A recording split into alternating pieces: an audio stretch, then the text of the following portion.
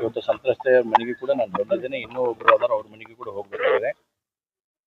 ಇದೊಂದು ಲವ್ ಜಿಹಾದ್ ಪ್ರಕರಣ ಬಹಳ ದೊಡ್ಡ ಪ್ರಮಾಣದಲ್ಲಿ ಇವತ್ತು ಮೊದಲು ಒಂಥರ ಬೇರೆ ಟೈಪ್ ಲವ್ ಜಿಹಾದ್ ನಡೀತಾ ಇದ್ರೆ ಇವತ್ತು ಜಿಮ್ಗಳು ಲವ್ ಜಿಹಾದ್ ಕೇಂದ್ರಗಳಾಗಿ ಪರಿವರ್ತನೆ ಆಗ್ತಕ್ಕಂಥ ಸಂಗತಿಗಳು ಕೂಡ ಇವತ್ತು ಬಹಳಷ್ಟು ಬೆಳಕಿಗೆ ಬಂದಿದ್ದಾವೆ.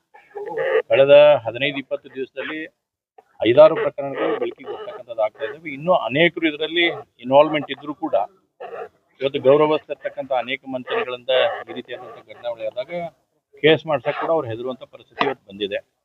ಮಾನ ಮರ್ಯಾದೆಗೆ ಅಂಜಿ ಸುಮ್ಮನೆ ಕೂಡುವಂಥ ಪರಿಸ್ಥಿತಿ ಇವತ್ತು ಆಗ್ತಾ ಇದೆ. ಆದ್ರೆ ಇವತ್ತು ಹೃದಯದಿಂದ ಒಬ್ಬರಾದ್ರೂ ಕೂಡ ಇವತ್ತು ಎದುರಿಗೆ ಬಂದು ಪ್ರಕರಣವನ್ನು ದಾಖಲೆ ಮಾಡುವಂಥದ್ದಾಗಿದೆ.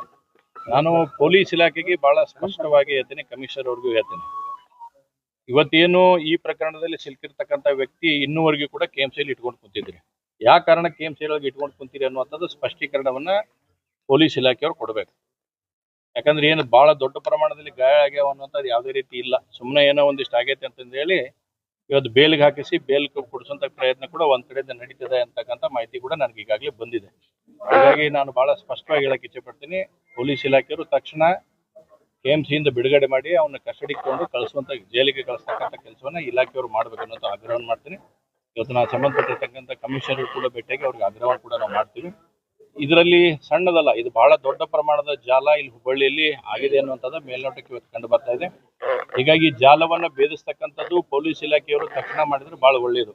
ಇಲ್ಲಾಂದ್ರೆ ಅನಿವಾರ್ಯವಾಗಿ ನಾವು ನಾಳೆ NIAಗೆ ಅಥವಾ CBIಗೆ ಕೊಡ್ರಿ ಅಂತಕ್ಕಂಥ ಸನ್ನಿವೇಶ ಬರಬಾರ್ದು ಅಂತಂದ್ರೆ ತಕ್ಷಣ ಪೊಲೀಸ್ ಆಯುಕ್ತರು ಇದ್ರ ಬಗ್ಗೆ ಸಂಪೂರ್ಣವಾಗಿರ್ತಕ್ಕಂಥ ತನಿಖೆ ಮಾಡಿ ಇದರ ಸತ್ಯಾಸತ್ಯತೆ ಏನೈತೆ ಅನ್ನೋದು ಹೊರತರಬೇಕು.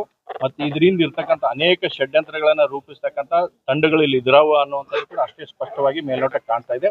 ಅವ್ರು ಎಲ್ಲರ ವಿರುದ್ಧ ಕ್ರಮ ತಗೋಬೇಕು. ಮತ್ತು ಇವತ್ತು ವಿಶೇಷವಾಗಿ ಈ ಪ್ರಕರಣದಲ್ಲಿ ಏನಿದ್ದಾರ ಅವರ ಸೋದರಿಯರು ಇವತ್ತವರೆಗೂ ಕೂಡ ಅವ್ರನ್ನ ಅರೆಸ್ಟ್ ಮಾಡ್ತಕ್ಕಂಥ ಕೆಲಸ ಆಗ್ತಾ ಇಲ್ಲ. ಮೇನ್ ಕಲ್ಪ್ರಿಟ್ ಇರೋರು ಅವ್ರ ಸೋದರಿಯರು ಅದಾರ ಅಂದ್ರೂ ಕೂಡ ಇವತ್ತು ಅರೆಸ್ಟ್ ಮಾಡತಕ್ಕ, ಯಾಕೆ ಪೊಲೀಸ್ ಇಲಾಖೆಗೆ ಅಷ್ಟು ಇಲ್ವಾ, ಹಿಡ್ಕೊಂಬಂದು ಹಾಕುವಷ್ಟು ಇವತ್ತು ಧೈರ್ಯ ಇಲ್ವಾ?